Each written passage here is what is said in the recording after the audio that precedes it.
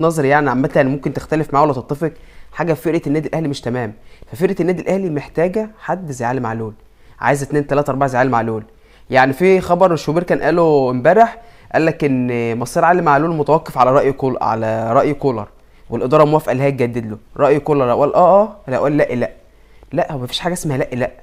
علي معلول لازم يفضل في النادي الاهلي لحد ما يعتزل. واحد يقول لك اجنبي واخد مكان اجنبي. هم قال له هم كانوا ماشيين في ان هو يبقى مصري، هياخد الجنسيه المصريه وتمام يعني هيبقى مصري.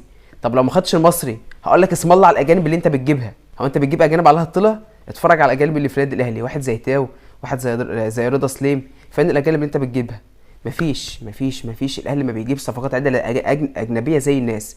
في كلام ان هو هيجيب صفقه برازيليه وصفقه ارجنتينيه. يبقى بني.